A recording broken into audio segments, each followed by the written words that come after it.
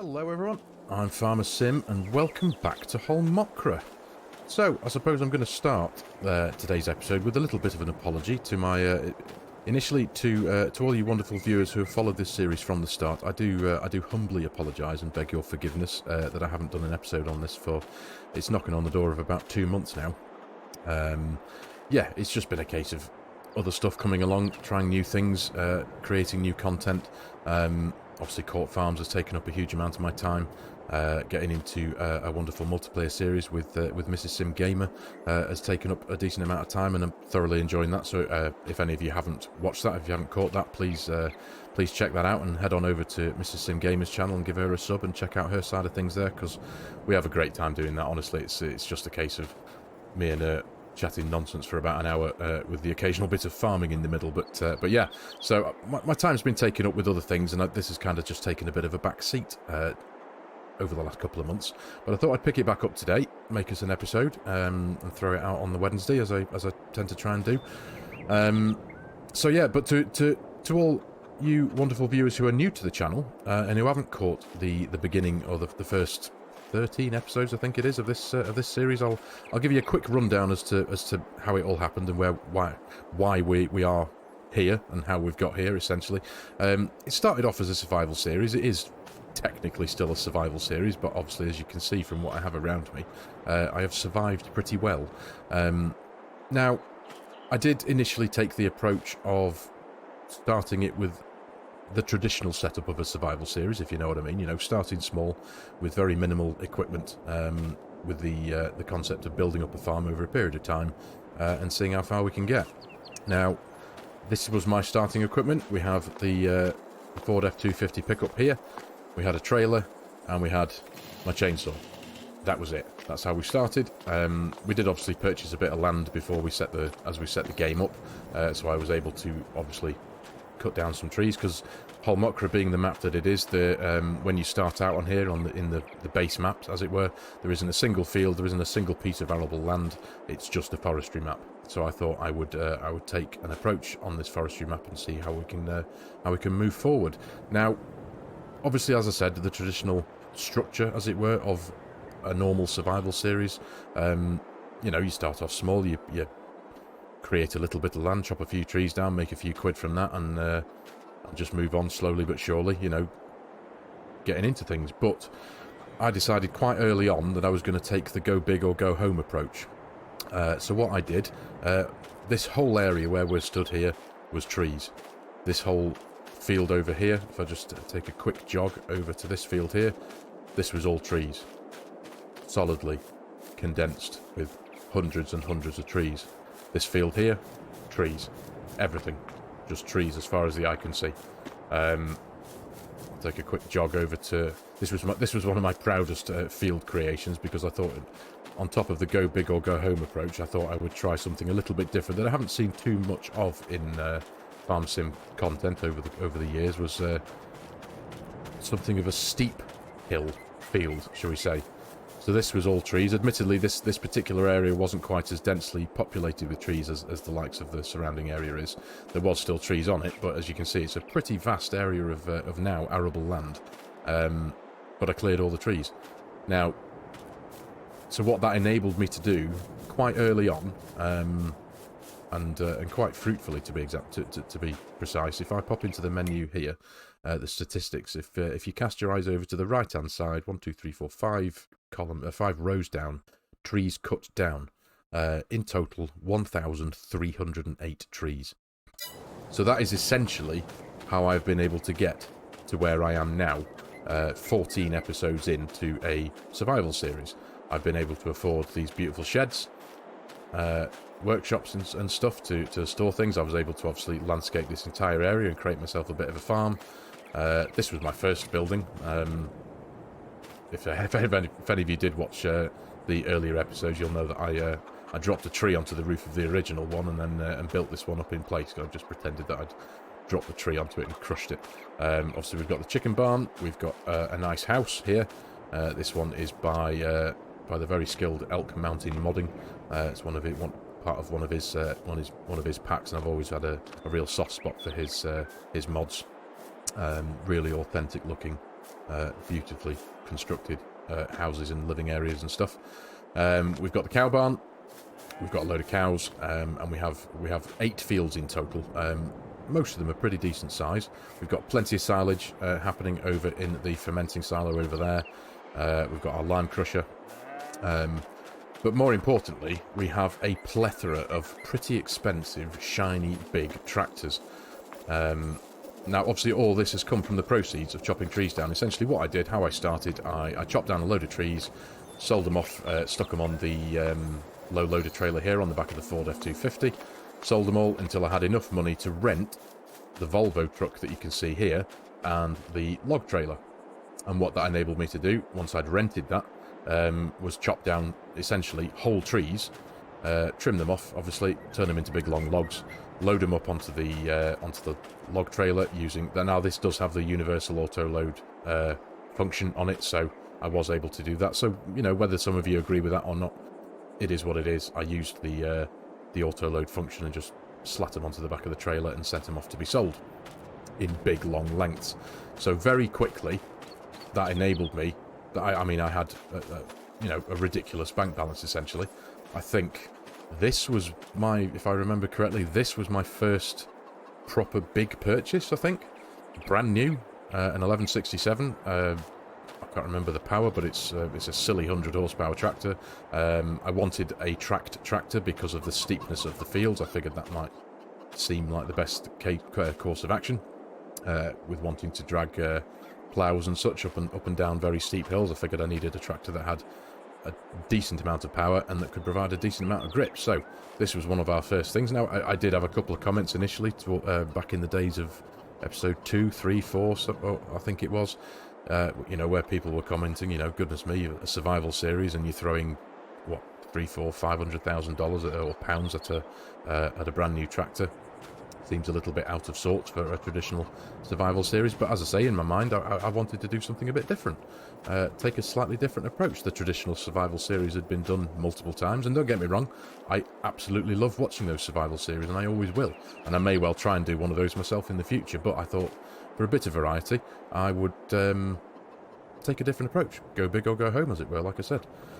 So very, very quickly, after numerous episodes, I've now been able to... I mean, look, we've got 5 massive tractors, all with a stupid amount of horsepower. We've got loads of land. We've got animals, chickens, cows. Obviously, I was able to buy outright the Volvo and the logging trailer. We've got that ridiculous harvester, which again, because I was going to be harvesting extremely steep hills, I wanted to put something like this to the test, and lo and behold, it works absolutely fine. I didn't have to download or use any specialist mods that enabled harvesters to harvest on steep inclines. This thing breezed through it, not a problem whatsoever. Perfectly. So I think it's about 600 odd horsepower, this thing, big twin wheels on it, nice big header. Did the job absolutely perfectly. So yeah, forgive the waffle there, but obviously that I'm just trying to introduce any new viewers out there who are watching this episode, just to give you a brief update, rundown on how we've got here so relatively quickly in a survival series. But yeah, I can happily say I have survived quite well, I think, if you wouldn't agree. And we've done quite a bit of work. As I say, we've got 8 fields in total. Let me just flick very quickly to the map PDA. Now, where are we? This one. Now, forgive me that a lot of my fields haven't got labels on them anymore. A couple of months back, I had a bit of a PC nightmare. It kind of melted down on me. A load of RAM went bad, and I essentially had to reinstall everything, the game, Windows, etc. So I lost all my Coursair's custom fields and labels, etc. So yeah, they're just, at the minute, they're just blank plots of land. They will still work perfectly fine with Coursair because they will recognize them as fields because it's all arable land. But where we are now, we have, this was my first big field that I created. This is the big one on the steep hill. This is empty, and if I remember correctly, has been mulched and is ready to be, it needs a coat of lime and is ready for a fresh drilling. This field here is a field of canola that is growing, and as is this field here, a field of canola that is growing. We have an empty field here. We have a field of grass here that has recently been harvested and turned into silage, and that's another, I'll jump over to here just to show you very quickly, but that was another pretty awesome field that was on something of an incline. Again, just to provide a little bit of a challenge. As it turns out, it was with the equipment I'd got my hands on, it was all relatively straightforward. Everything seemed to work pretty well. The combines harvested it perfectly well. The mowers cut the grass pretty well. Admittedly, this particular area of hill here on the left-hand side, as the tractors were hauling up, you know, using the forage trailers, for example, picking up windrows of grass. They did struggle a bit with their speed. They're, you know, running 2-3 miles an hour up that particular section of hill, but they coped with it just fine. So yeah, and again, we've got a field here that has been... Where are we at with this one? I think this one's limed and ready to rock and roll. I think this is ready to... Yeah, this is ready for another drilling of a particular crop. And then we got this one here, field 5, which again, if I... Wrong one. If I go to here, this was the field that we harvested in the last episode, actually. This was the last of the soybean fields that we got the combine into. Again, another nice undulating up and down, completely unlevel field that provided no problems at all to the combine. It worked absolutely flawlessly. Harvested pretty much every single piece of crop out the field with using courseplay, with almost no intervention from me. So that was I was really quite proud of that, to be honest. So yeah, but this is the field we're going to jump into first today. This is the field that needs a mulching. We're going to run the 1167. If I just jump back over to the farm here, we've got the 1167 hooked up to the Landol mulcher. This beautiful mod was created by BC Bueller Farms. Big fan of his work and a big fan of his mods. I've used this in... What have I used this in? On the Edgewater series that I made. And I thought I'd bring it over to this one as well, because it's an excellent piece of kit. It cultivates and it mulches in one. So, and it does require a reasonable amount of horsepower to drag along, so hence why it's hooked up to my wonderful Fendt here. So, yeah, so forgive the long drawn out waffle there. As I say, I just wanted to initially just humbly beg forgiveness from my all you wonderful viewers who have watched this series from the beginning, and also just give a quick introduction and a rundown to any of you who are new to the channel, and just give you a brief rundown as to how we've got here on the series so far. And again, to anyone who is new to the channel, you'll probably be familiar with the fact that I'm quite a keen user of Courseplay and Autodrive. Fortunately, the Autodrive course is still in place. That didn't go anywhere, so I can just click on the button and get the tractor to drive me to where I want it to go, and so that means I can talk to you all and not concentrate on driving at the same time. But yeah, so that's where we're up to. We've got a field of grass. We're all right for grass at the minute. The cows have got enough food. We've got a fermenting silo almost full of silage. We've got hundreds and thousands of litres of silage being created there, so I don't need to rush or stress too much about getting the grass sorted. The cows do have some milk that needs to be sold. So we may well get onto that at some point, maybe today in this episode, I'm not too sure. But initially, we're going to make our way over to Field 5, the previously harvested field in the last episode, and get it mulched and get it prepared, ready to receive some lime and another drilling. Now, we are in the month of November, so there's very little drilling we can do here. If I pop into the menus, let's go to the crop calendar. Yeah, as you can see, we're in November there. There's very little we can get into the ground unless we wanted to plant more grass, which we don't. So the next opportunity for planting is going to be in the month of March next year, where we can get a bit of oat into the ground. We can get some sunflowers. We can get potatoes, sugar beet, sugar cane, cotton, grapes, olives. Obviously, I don't really have the equipment for that. I've not even got a corn header, so we can't do any sunflowers or any potato equipment, in fact, or sugar beet or sugar cane or cotton. So no. So the only thing I can take advantage of drilling wise at the first opportunity is March, and that's for oats. That's all I'll be able to do initially, and then we'd have to wait for August and September to get wheat, barley or canola into the ground. So we'll have to figure out what to do with that. But I must admit, I have missed the beauty of this map. I do have relight installed. I don't think I've got any custom lighting running on this map, because I think custom lighting and relight don't work very well together. You've either got to have one or the other, in my experience.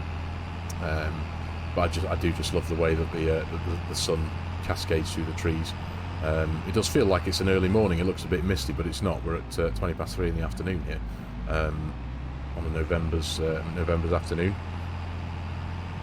But yeah, I suppose while that's travelling away, I can just jump over here, and this is the other field of canola that we've got growing. If I bring up the heads-up display there, as you can see, we've got the pH values are tickety-boo, as is the nitrogen, growing away perfectly. And this is one of the other, I think this is the smallest field that we have on the farm. I think it was initially labelled Field 4. So this one has been mulched and needs a slight top-up of lime. And obviously we'll throw nitrogen in the ground when we figure out what crop we're planting. They'll probably, I think my seeding, I can't even remember what seeder I've got, you know. Let's just go back and remind myself and see what where's my planting equipment? Not over there. Oh, there it is. That's the one I've got, yeah. There we are. Yeah, as you can tell, it's been a while since I've been here. A good month or so. Yeah. This, yeah, so we'll get there. This doesn't do fertilizer and seed at the same time. This is just a seeder. So, yeah, we drill the seed and then we apply the fertilizer with the automatic application rate from Precision Farming once the crop's in the ground. So, let's pop back to the, let's see if I can pick up the Fendt. There we go. There it is. Enter vehicle. Yep. Right, so we're almost here. We're almost here. If we just have a look, you can see there's a lot of steep inclines on this map, so I knew that I would need powerful tractors to get ourselves back into up the hills. So I've created myself a reasonably well-working auto-drive course. Right, anyway, so I'm going to we're going to get a course play set up with this. As I said before, I've lost all my course play courses, so I've got to recreate them as I go, one by one. There we are.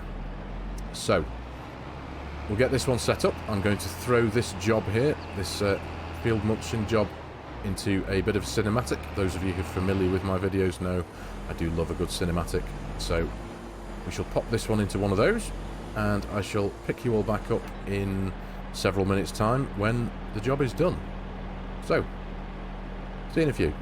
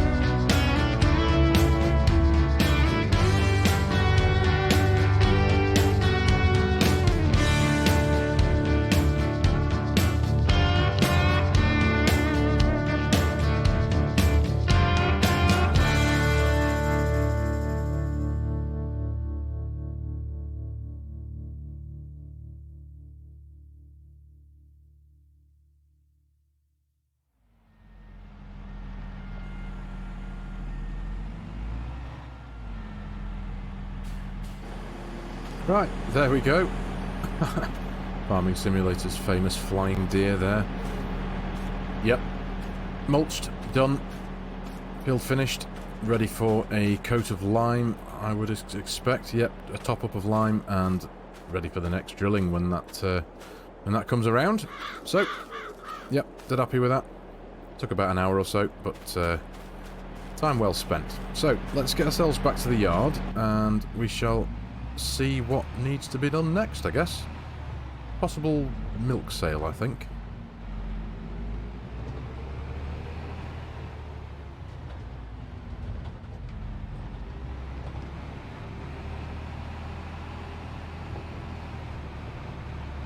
Right, here we are, back at the yard.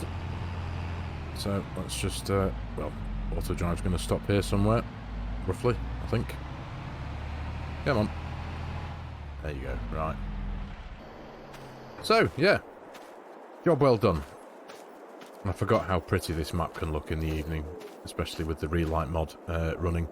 It does look great, doesn't it? The way the light shines through the trees and casts the shadows, it's very nice, very scenic. So, anyway, what do I need to do? I need to remember where I've put things, that's what I need to do. Is it in here? Yes, there it is. Right, so we've got just under 20,000 litres of milk to sell. So I think what we're going to go and do to make a couple of quid, or a couple of euros as it were. Don't even think I've got the money set right now. I think I've got it in pounds, haven't I? So we're at just over £31,000. It should be euros. I'll leave it for that for now. So yeah, let's jump in another tractor. I think we'll pick the Claas for this one. There we go. This looks like it needs a wash. So yeah, we will hook up the milk tanker, get it filled up. Now, if I remember correctly, I need to reverse the tanker into the next barn along. So let's that should be about right there, I hope. Yep. PTO and cables, excellent stuff. Now I'm pretty sure we need to open the lid of this tanker to enable it to refill. And I think what we might do, let me just check on the food level of the cows here.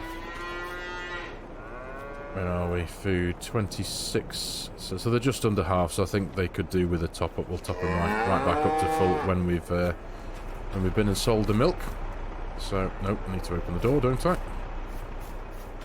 There we go. Right. So, let's bring up the heads-up display so we can see what we're doing. And I think it should be a case of... Yep, there we go.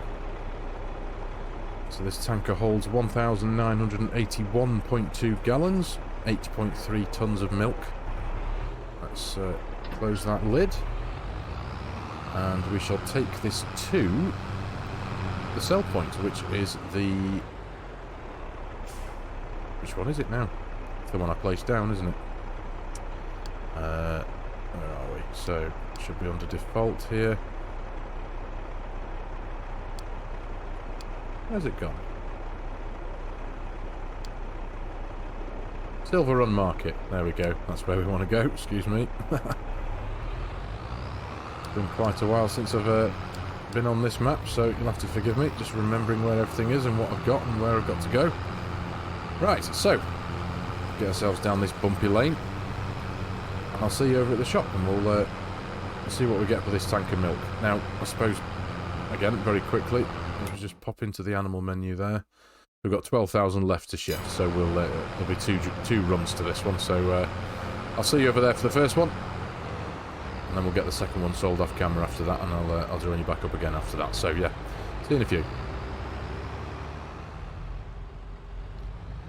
Right, here we are, approaching Silver Run Market. Let's see what we get for this milk. Now, this isn't necessarily the best time to sell milk, but the top price in the price fluctuations menu is £700 per 1,000 litres, and at the minute the price is about 618. So yeah, it's not top dollar, but it's not massively low either, let's be honest. So let's bring up the hood here. There we go. Let's get it sold.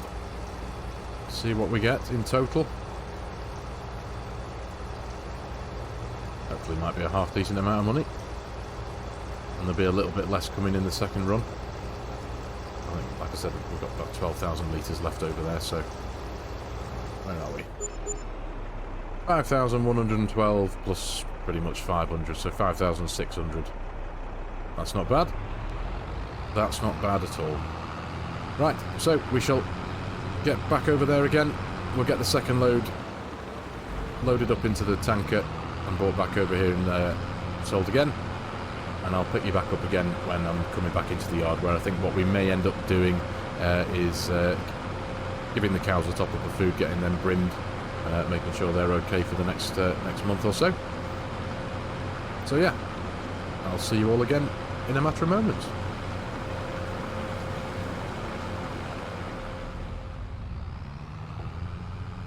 Right, there we go. All the milk is sold. I mean, look at that though, really. This game can produce some really pretty pictures, can't it? And images and vistas. Look at that. Absolutely incredible. Anyway, sorry, right. Well, my basic mathematics and knowledge of my my current equipment was a bit suboptimal. It was 3 journeys we needed to make to get rid of all the milk, but it's all gone now, and in total, including the environmental rewards we get per sale, we made exactly £14,650 or euros, sorry, from the sale of all that milk. So that's pretty good. So our finances are currently sat at a reasonably healthy £45,799. So that's excellent. Right, so we're gonna finish off the episode. We're gonna go back to the farm, and we're gonna give the cows a top up of TMR. So yeah, we shall get ourselves back there, and I'll see you in a few minutes.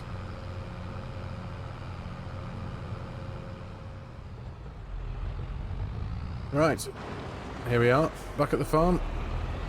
Now I have just realised as well, not that it makes any difference whatsoever, but I've used the wrong trailer for that job. The blue trailer was meant to be the one for water, and the white trailer was meant to be the one for milk. That's why I bought 2, because I had lots of money, and I thought I'll have a water trailer and a milk trailer, even though they both do exactly the same thing. Right, let's get that off there. Excellent stuff. Right, let's jump out and give the doors a close. There we go. There we go.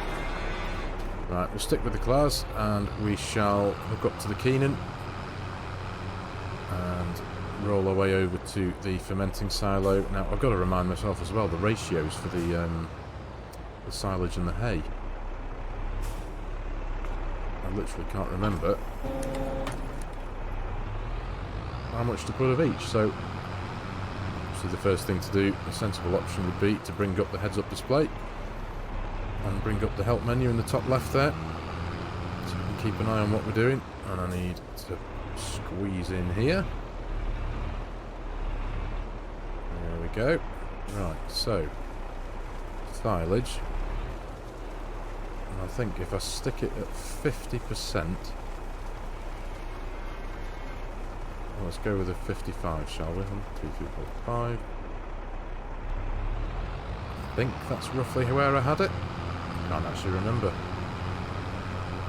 So we'll roll on over to the other silo that we've got over here. Now this is obviously one of the multi-fruit silos, so it holds everything. So there is a decent chunk of hay in here. So let's, there we go. Click on that. Yep, we want some hay. There we go. Yeah, I was about right, wasn't I? Excellent stuff. So let's trundle on round here. I'm going to give this to the cows. I may well need to do another one to bring them up to 100% full. And the feed chute is on that side, isn't it? So we will... I'm sure it'll work the other way around anyway, but for the sake of even making a loose attempt at doing properly. There we go. Excellent. Right. Unload. And we should be able to see the food level there increasing. 27. Oh yeah, this is definitely going to take a few loads, isn't it? Right. Yes, several loads. Right, well, I won't bore you to death with this. I will get these guys topped up with food all the way up to 60,000 litres, and I will pick you back up when that's done.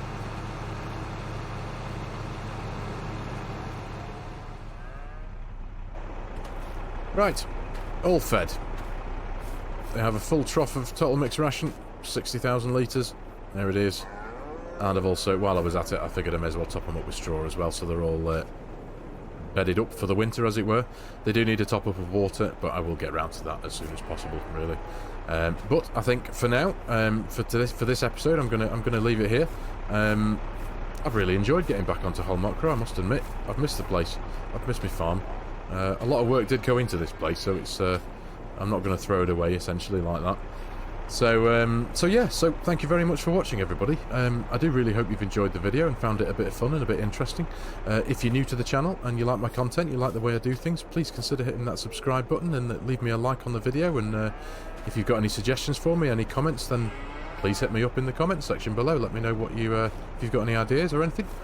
And I've very recently become a Giants partner, so if any of you are in the market for a DLC, one of the game's add-ons or season passes, or even the full game itself, there'll be a link in the video description below for each individual pack or DLC. If you do fancy supporting a content creator, I would be hugely appreciative.